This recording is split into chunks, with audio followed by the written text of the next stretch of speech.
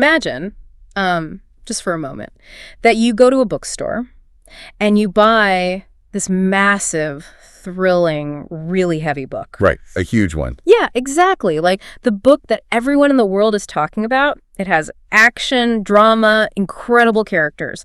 So you take it home, you sit down in your favorite chair, you open the cover, and you decide to just, start reading at chapter 5. Which would be totally confusing. It would. I mean, think about how that would feel for you. You're reading along, and suddenly characters are making decisions based on things you never even saw happen. The setting makes no sense at all. Because you missed the whole beginning. Right. The relationships are just completely confusing. You'd be sitting there wondering why people are acting the way they are simply because you missed all the character introductions. You missed the entire foundation of the story. Yeah, it's a great analogy. And yet, if you really stop to think about it, this is exactly what we do almost every single time we talk about American history. We just skip the beginning. We do. We really do. It is a perfect comparison. Because if you skip to chapter 5, you might be able to figure out a few things, right? Sure, you'd pick up some context clues. Exactly. But you will never truly understand the world you are reading about. You are jumping into the middle of a movie. And today, for this deep dive, we are going back to chapter 1. Chapter 1, I love that. We are looking at some really fascinating source material that asks a very vital, but actually very simple question. As the United States approaches its 250th anniversary, looking at the years from 1776 to 2026, we have to stop and ask, who lived here before Europe came? Right, because starting the story in 1776 it's starting way too late. Far too late. And our mission today, for you listening right now, is to explore the real beginning of American history. We want to look at the diverse, complex, and just brilliant societies that existed on this continent long, long before Christopher Columbus ever got on a boat. Long before. Right. Long before the settlement of Jamestown, or, long before the Pilgrims, or the story of Thanksgiving, or George Washington, or the Declaration of Independence. There is a whole world that was already here. It is a massive world. And to explore today, this deep dive is going to require us to rethink some very deeply held assumptions. Yeah, we have to kind of wipe the slate clean. We do. And I want to set the tone for us right now. We are not just going to memorize old events today. We are not going to list a bunch of dates for you to remember for a test. No tests here. Right, no tests.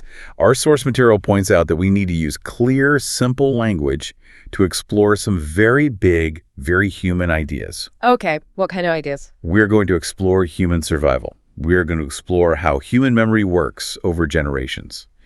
And I think most importantly, we're going to talk about human dignity. Wow.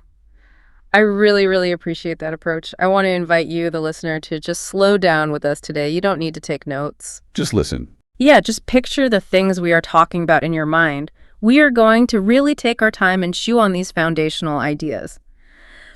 Because America's story absolutely did not begin with Europe. No, it didn't. Long before any European ships crossed the Atlantic Ocean, many native peoples were already living across this vast land. They had families, they had entirely unique languages and cultures. Deeply unique. Right. They had traditions, their own forms of government, and really complex economies.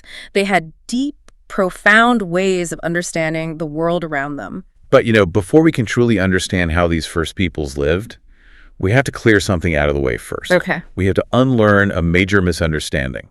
The source material actually calls it the biggest mistake that people make when they look back at this history. Oh, I know exactly what you're talking about. It is the trap of the single label. Yes. Yeah. The single label.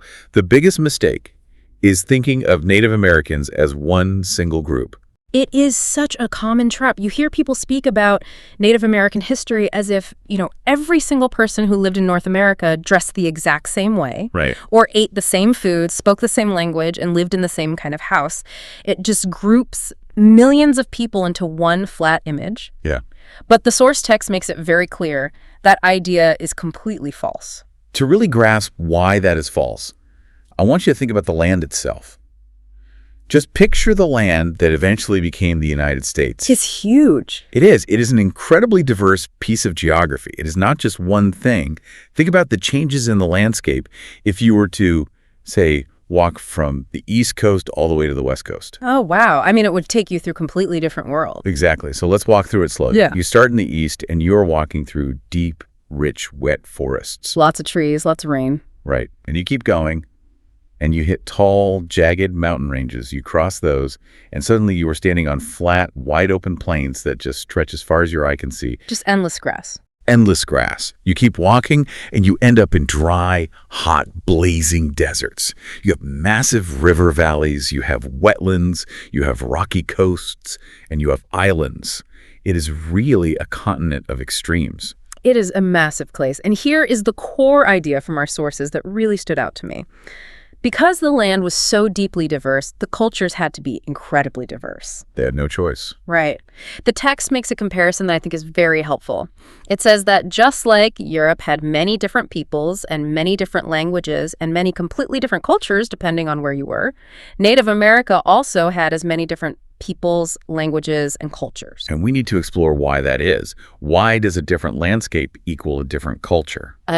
Our source gives us a very simple but really powerful rule. Which is? Culture is shaped by the environment. Let's really slow down and think about that. Culture is not just something people invent out of thin air. Mm-hmm. It is shaped by the dirt they stand on, the weather they face, and the plants that grow around them. Okay, let's play devil's advocate for a second here. Today, if I move from a cold forest to a hot desert, my culture doesn't necessarily change that much. I mean, I still look at my smartphone. I still drive a car. I just, turn the air conditioning on instead of the heater. Why was it such a strict rule back then that the environment dictated the culture? That is a fascinating pushback. Mm-hmm. And the difference is how we interact with the natural world today versus back then.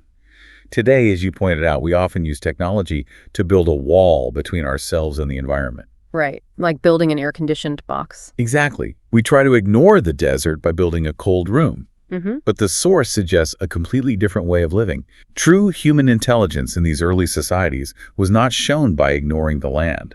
It was shown by deeply studying it and adapting to it. Oh, I see. They didn't build a wall against nature. They wove their entire lives into it. So adapting was their technology. That completely flips how I think about the word technology. We think technology means conquering nature.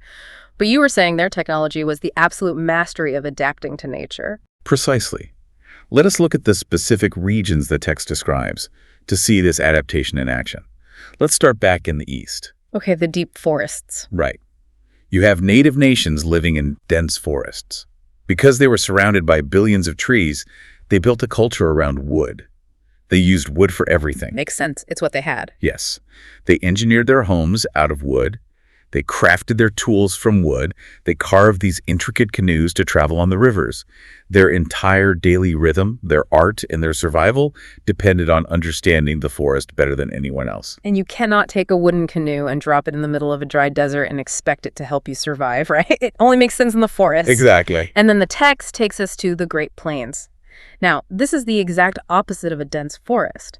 These are wide, open, windy spaces with endless grass. The communities there could not live like forest people. They'd have no wood to build with. Right, so they developed a completely different way of life.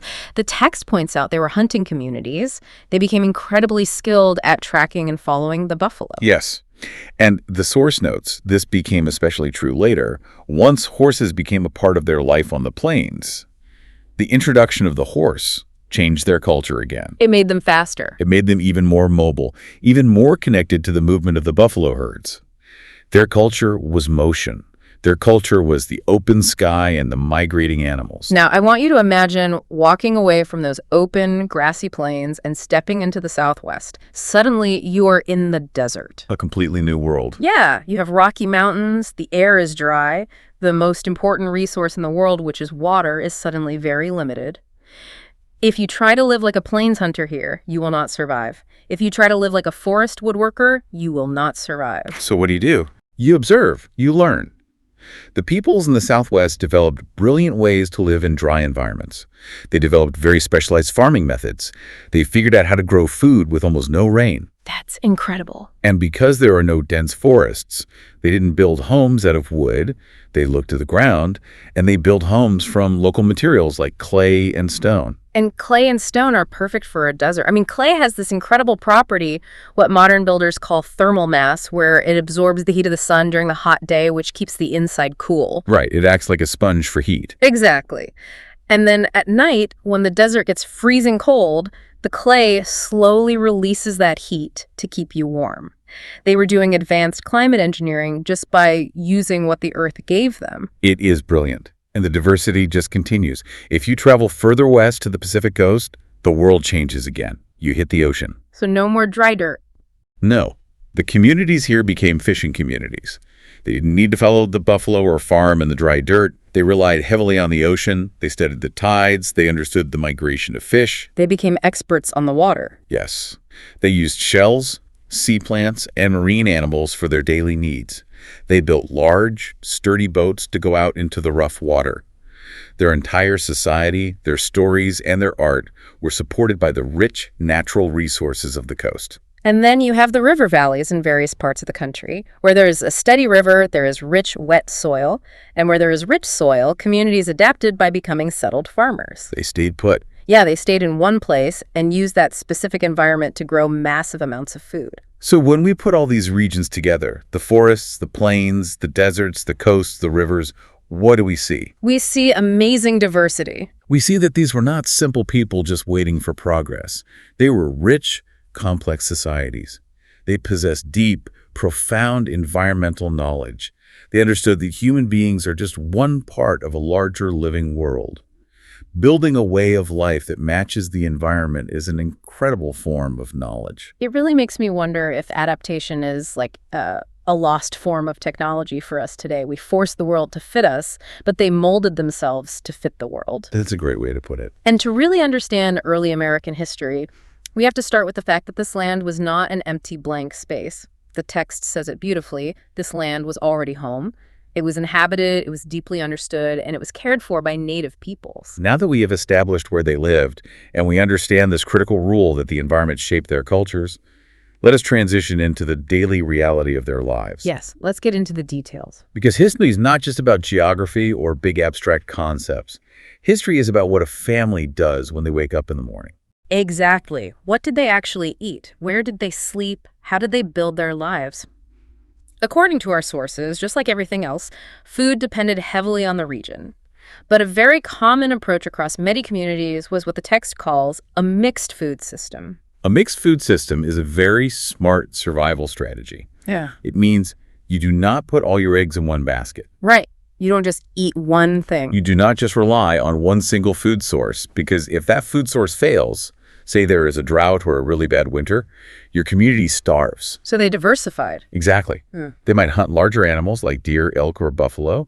They might hunt smaller games like rabbits. But they wouldn't stop there. They would also send people out to gather wild foods. Like what? They gathered nuts from the trees, berries from the bushes, and wild roots from the ground.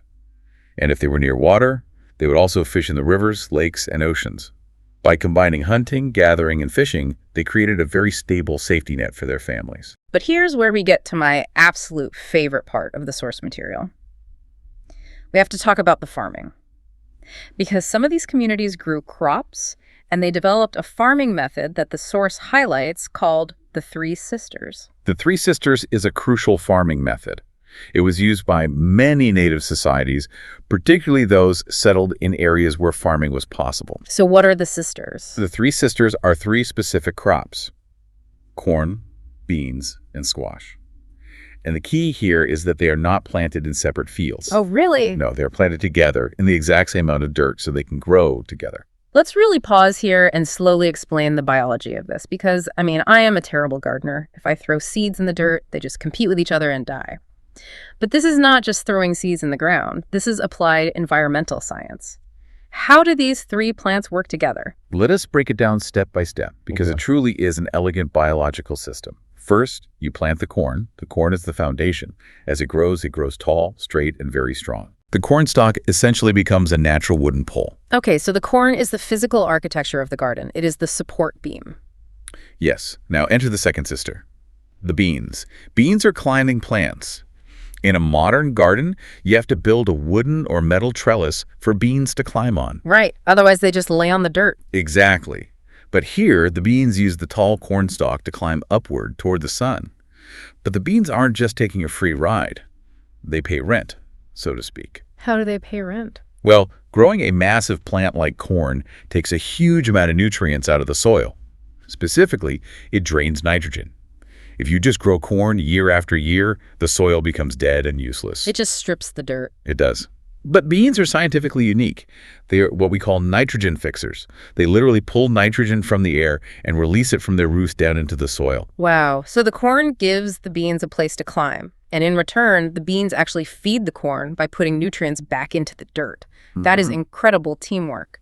But what about the third sister? What does the squash do? The squash completes the system. Unlike the corn that goes up, the squash stays low to the ground. It produces these massive, wide, umbrella-like leaves that spread out all across the dirt around the corn and beans. Like a blanket over the soil. Exactly like a blanket. And that blanket does two vital things. First, it blocks the sunlight from hitting the dirt, which means weeds cannot grow and steal water from the crops. That's smart. Second, by shading the soil, it keeps the moisture in the ground from evaporating under the hot sun. It acts as a living, breathing mulch. So let me summarize this because it is just mind-blowing to me. The corn supports the beans chemically feed the soil, and the squash physically protects the whole system from weeds and drought. You've got it. That isn't just farming, that is centuries of careful, quiet observation of the natural world. It shows deep practice. It shows a profound understanding of how living things interact and support one another. It is a perfect example of what we discussed earlier. True technology is adapting to nature. They looked at how a natural forest works, with tall trees, climbing vines, and ground cover, and they recreated that natural ecosystem in their food supply. And this brilliant logic, this deeply practical thinking, wasn't just applied to how they grew food. Our source text shows that it was applied to how they built their homes as well. Just like the three sisters, the homes they built were directly tied to necessity. They were tied to the climate, to their daily lifestyle, and to the structure of their families. Yes. The text gives us a fascinating list of different types of homes. It mentions longhouses, earth lodges, pueblos, wigwams, tipis, and plank houses. That's a lot of variety. It is. And it notes they were constructed from materials like wood, bark, clay, grass, stone, or animal hides. But let's look past the list for a second. Why did they build these specific shapes? You pointed out earlier that the shape of a home was never random. It was always a direct response to their environment. Let us connect this right back to the different geographic regions we explored. Imagine you are living on the Great Plains. Your survival depends on following a massive herd of buffalo. Okay, I'm picturing it. The buffalo move constantly to find new grass. If you build a heavy stone house, you will starve because you cannot move when the food moves. What kind of home do you need? Well, you need a home that moves with you. You need extreme portability, something you can, take down in minutes, pack up, move 10 miles, and set up again before the sun goes down. Exactly. So they engineered the tipi. It is made from lightweight wooden poles and stretched animal hides. It is portable. It is aerodynamic to withstand the fierce winds of the Olin Plains, and it can be packed up in an instant. That's amazing. It is a masterpiece of mobile architecture designed specifically for seasonal movers. But if we look at the other extreme, what if you are a settled farmer living near a river or living in the deep forests of the East? You don't need to chase your food. Your food is growing in the ground right outside. You aren't moving anywhere. Right. So you do the exact opposite of a tipi. You build strong, heavy, permanent structures. In the eastern forests, they built longhouses. These were massive structures made from heavy wooden posts and thick bark. And they were meant to last. Yes, designed to hold many families together safely through very cold, snowy winters. Or, as we mentioned before, in the Southwest, you build permanent pueblos using thick clay and stone. You build them into the sides of cliffs to capture the shade. It is just pure architectural logic. Everything has a purpose. There is no wasted effort. And beyond food and shelter, they also needed tools to make all of this happen. The text says they made tools from whatever their environment offered. Stone, bone, wood, shell, and clay. They used everything. Yeah, they didn't just survive. They created, they wove complex baskets. They fired pottery. They sewed clothing. They built weapons for hunting. They carved farming tools. And they built boats. And they created art to express their cultures. But think about the knowledge required to do all of that. How do you know which stone breaks sharply enough to make a knife? How do you know exactly when to plant the three sisters? How do you know how to build a longhouse so it doesn't collapse in the heavy snow? To maintain this high level of complex society, you need a robust system of education. Yes. Because you can't just hand someone a bone and say, make a farming tool. There is a massive amount of generational knowledge required. The source material tells us that education in these communities was constant. It happened through practice, through intense observation, and through storytelling. I want to focus on the storytelling and the role of the elders for a moment. The text makes a point to say that elders were deeply respected and fundamentally important in many Native communities. Right. Why? Because in a society without giant printed encyclopedias, the elders were the library. Oh, I love that. They carried the memory of the people. They were like the living internet. If you needed to know what to do during a drought, you didn't look it up on a phone. You asked an elder who remembered the last drought or who remembered the stories their grandfather told them about a drought. Exactly. They carried the practical wisdom, the spiritual stories, the moral lessons, and the history. They were the teachers passing down this immense, invisible library of knowledge to the children, ensuring that the culture survived to the next generation. So when you try to picture these incredible adapted communities, you shouldn't just picture a museum exhibit. You should picture real, breathing human societies. They had daily work, they had large families, they experienced joy, they faced hardship, they learned, and they taught. They're fully vibrant communities. But even when we picture them as vibrant communities, the source material warns us that there is another major misunderstanding we have to be careful to avoid. Oh, what's that? It is very easy to picture these communities as vibrant, yes, but sitting completely isolated in their own little bubbles. Oh, I see. People often imagine a tribe in the forest who never, ever speaks to the tribe on the plains. They imagine them cut off from the rest of the world. Yeah, I think a lot of people imagine early America as just a bunch of small, isolated camps that had zero connection to the outside world, like they were just sitting alone in the woods for thousands of years. But the source material completely shatters this idea. It introduces us to a concept that completely blew my mind. It describes what we might call an ancient information highway. Yes. The reality presented in our sources is that native North America was a highly connected continent. There were vast, complex networks of exchange crisscrossing the land. These communities were not isolated islands. They were talking to each other. They actively communicated, traveled, and traded with each other over incredibly long distances. Well, let's look at the physical proof of this. Let's look at the goods that traveled along this highway. The text lists things like shells, stones, copper, food, tools, and other rare materials. I want you to imagine the logistics of that for a second. Imagine you were living in a farming community in the middle of the country, thousands of miles from the ocean. But around your neck, you possess a beautiful necklace made of seashells. Think about the journey of that shell. It was found on the Pacific coast by a fishing community. It was traded to a group that traveled through the mountains. Wow. They traded it to a hunting group on the plains, who carried it for weeks, who then traded it to a farming community in a river valley. It passed from hand to hand, language to language, across thousands of miles of trails. That is just incredible. It proves that they were interacting constantly. But here is the part that is even more profound to me. Yeah. It wasn't just physical rocks and shells that traveled down this highway. Intangible things traveled too. This is exactly why the phrase information highway is so fitting. When people meet to trade goods, they also trade words. Ideas traveled across the continent, stories traveled, new technologies spread. Like the Three Sisters. Precisely. A farming innovation like the Three Sisters didn't just spontaneously happen everywhere at once. It was an idea that was shared. It spread through contact between different communities. Religious ideas spread. Different artistic styles and carving techniques spread. People learned from each other. It is exactly like a modern global trade route. We tend to sit here today and think of globalization and long-distance networking as a brand new modern invention. We think we invented the idea of sharing information across a continent. But here was this ancient information highway moving copper, moving seashells, moving farming science, moving art crossing the entire continent long before European ships ever bumped into the shoreline. If we pull back and connect this to the bigger picture of American history, it means we're looking at incredibly complex political societies.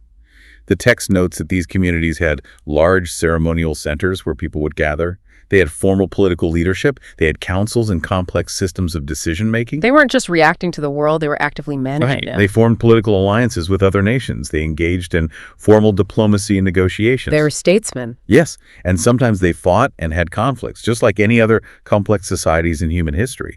And sometimes they forged deep peace and learned from each other. That paints a picture of a very active, vibrant, politically sophisticated world. It does. They had diplomacy, they had trade routes, they had cross-cultural communication. Yeah. The source uses a phrase that I think is incredibly powerful to summarize all of this. It states that these native peoples were not waiting for history to begin. They were already living history. Oh, wow. Not waiting for history to begin, they were already living history. That is a quote that is going to stick with me for a long time. Because the myth of starting the book at chapter 5 is the myth that America was just a quiet, empty stage waiting for the main actors to arrive. But we have just built this massive, clear picture in our minds of a vibrant, complex, deeply interconnected continent. The land was not empty. Not at all. It was alive with trade networks, with millions of families, with advanced environmental science, and with complex politics. So the ultimate question is, what happens when a completely different worldview from a completely different continent arrives on those shores? This brings us to what the text calls the most painful and arguably the most important theme in our deep dive today. It is the fundamental clash between two completely different views of what the land actually is. I think we need to speak very deliberately about this part. We need to explore this deeply because this is the root of so much of what follows in the American story. We are not just looking at a disagreement over a border. We are going to look at two entirely different ways of seeing reality. Let us start by examining the European colonial view of the land as outlined in our source. When we look at many European traditions, especially the colonial traditions that arrived on ships looking for expansion, the land was understood primarily as property. Property. Let's define what that means in this context, meaning something that you can own. Yes. In this worldview, land is a commodity. It is something that can be bought with money. It can be sold to someone else. It can be owned by an individual person. You can take a piece of paper, draw a map, draw a square on that map and say, everything inside this square belongs exclusively to me. You create legal borders, you sign documents, and fundamentally, the land is used to generate profit. Okay, so if I have that worldview, I walk into a forest and I don't just see trees. I see lumber that can be sold. I see space that can be cleared and fenced off. I see property, individual ownership, legal borders, and profit. Exactly. Now, let us look at the native view. And the text does remind us to be careful here. Native views were not all exactly the same because of the massive diversity we talked about earlier. But speaking generally, how did many native communities understand the land? In many native cultures, the land was not viewed simply as property to be bought and sold. The land was viewed as a source of life. A source of life? That feels conceptually completely different from a product you sell for profit. It's an entirely different universe of thought. The text explains that the land was deeply connected to their ancestors. The bones of their grandparents were in that dirt. The land was connected to the community as a whole, not just one individual owner. It belonged to everyone. Right. It was connected to their identity, to their spiritual meaning, and most importantly, it was connected to a sense of deep responsibility. The land provided everything they needed to survive: food, water, medicine, raw materials, and their cultural memory. Let me ask a question here, just to make sure I'm really grasping the depth of this clash. Of course. If you have two groups of people meeting for the first time, one person looks at a beautiful forest and their brain translates that image into money, property lines, and individual ownership. Yes. The other person looks at the exact same forest and their brain translates that image into the spirits of my ancestors, the identity of my people, and a sacred responsibility to protect it. How could they possibly negotiate a treaty? That is the central tragedy of this era of history. They couldn't. They just couldn't. The source text tells us that this misunderstanding was not a small legal bump in the road. It was fundamental. It was absolute. When Europeans arrived, their primary goal was to claim the land, divide it up with borders, sell it, and use it for economic profit. But native peoples understood the land through a lens of relationship and responsibility. You cannot sell your ancestors. No. You cannot put a fence around a sacred responsibility. So when these two groups tried to sit down and talk about the land, they were literally speaking completely different languages of reality. It wasn't just a dispute over a contract or like where a fence should go. It was a clash of entire realities. It was two different definitions of what the world actually is. And this is exactly why the unfolding of American history became so deeply painful for Native peoples. Because, as the text emphasizes, for them, land was not just a patch of dirt. Land was home. Land was their recorded history. Land was their physical survival. Land was sacred. So when we read about Native peoples losing their land in the years that followed, we have to understand the magnitude of that loss.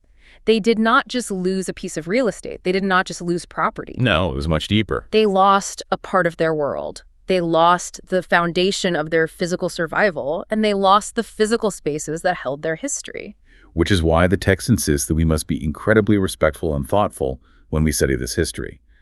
We are not just looking at old events and memorizing dates in a textbook. We are studying profound human loss. We are studying survival under unimaginable pressure. We are studying memory, and we're studying dignity. That really shifts the whole perspective for me. It makes history feel heavy, but in a necessary way. And understanding this fundamental clash over what land means really brings us out of the past and into the present day. It shows us exactly why the source text insists we must study this if we ever truly want to understand the country we live in. Exactly. You might hear people ask, why does this ancient history matter today? Why can't we just start the story in 1776 or start it with Columbus arriving? Why does it matter? Right, people ask that all the time. The answer is that if we leave Native peoples out of the story, we make the American story far too small. We make it too simple. And if we make the foundation of the story too small, we will misunderstand absolutely everything that comes later. America's story is not just the story of European settlement moving west. It is equally the story of Native survival. It is the story of complex cultural contact, of moments of incredible cooperation, and periods of devastating conflict. It is the story of new diseases and forced displacement. But most importantly, it is the story of memory and profound resilience. And a crucial point the text makes is that we must remember that Native peoples are not only in the past. This is a very common trap. People talk about Native Americans as if they only existed in history books. Like they disappeared. Right, but Native nations and communities exist today. Right now. They are active, living parts of the modern world. They continue to protect their languages, their ancient traditions, their legal rights, their remaining lands, their education systems, their culture, and their identity. So if we want to be a mature country, as the text calls it, we must be able to hold two things in our minds at the exact same time. We must be able to remember both pride and pain.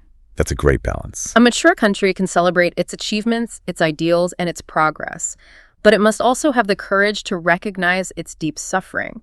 We can honor the concepts of freedom and democracy while simultaneously remembering and honoring those who lost their land and their freedom in the process. Because America is not one simple, single story. It is a tapestry of many stories. There is the story of the founding of the nation. There is the story of the struggle for freedom and democracy. There is deep Native history. There is the tragic history of slavery and the fight for civil rights. There is the story of global immigration and the story of rapid innovation. All of these voices, all of these perspectives are absolutely necessary if we want to understand the country deeply and honestly. I have to share a real aha moment I had when I was reading the final section of our source material. The text points out that studying this deep history doesn't just give us facts. It teaches us powerful vocabulary words. Words like culture, respect, survival, responsibility, and identity. It gives us language. Exactly. And the source says that learning this history trains our brains to ask better questions about the world around us. Questions like, who was here first? Whose land was this originally? Whose stories were celebrated and remembered? And most powerfully, whose stories were forgotten? Whose stories were forgotten? Yeah. That is a profound question. It completely changes how you look at a monument or a map or a history book. It really does. Asking whose stories were forgotten changes how you interact with the world. It makes you a more thoughtful, observant person. You realize you are not just memorizing facts about corn and longhouses. You are using these concepts to understand the society you live in today. You start looking for the missing chapters in every story you hear. And that is the true, lasting value of looking at this source material. It gives us a deeper, more honest, and much wider view of history. It reminds us that human history is incredibly complex, and it teaches us to deeply respect different cultures and different ways of seeing reality. Okay, well, let's take a breath and just recap the amazing journey we just took. We set out on a mission to find the real beginning of American history long before Chapter 5. We discovered that this history rests on a massive, vibrant foundation of diverse Native communities. We did. We unlearned the myth of the single group and learned that they were many distinct nations with totally different languages, traditions, and cultures. We saw their brilliant environmental adaptation. We explored the core rule that culture is shaped by the environment, looking closely at how they engineered their homes, like the tipi on the plains or the pueblo in the desert. We looked at the Three Sisters farming method, the corn, the beans, and the squash, as a perfect, elegant example of applied natural knowledge and biological teamwork. We traveled along the ancient information highway, realizing these weren't isolated camps, but a connected continent. We saw how trade networks connected people from the coast to the plains to the forests, trading physical goods like shells and copper, and intangible things like farming tech, stories, and ideas. And then we looked deeply at the profound spiritual relationship with the land, the view that land is a source of life, identity, and responsibility. Right, and we saw how that deeply rooted view fundamentally clashed with the European idea of land as property, borders, and profit, leading to an inevitable and tragic conflict. Yes. Finally, we learned that this history is not just locked in the past. It is a living, breathing foundation of the American story today, carried forward by Native communities who are still here. It is just so much richer, so much more fascinating, and so much more important than just starting the book at chapter 5. Now, before we go, I want to leave you, the listener, with a final thought to ponder on your own. Throughout our entire deep dive today, the source highlighted one major theme: Native peoples thrived by letting the environment shape their cultures.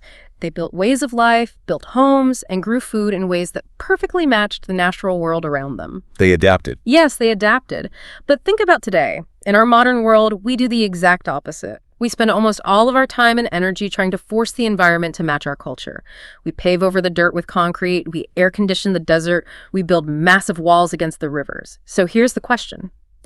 If the rule is true, if culture is always shaped by the environment, what kind of culture are we accidentally creating for ourselves by constantly trying to control nature instead of learning from it? That is a brilliant and really challenging question. It is definitely something worth thinking about long after today's discussion ends. Thank you so much for joining us on this deep dive. Keep asking those big questions, keep looking for the missing chapters, and keep thinking deeply.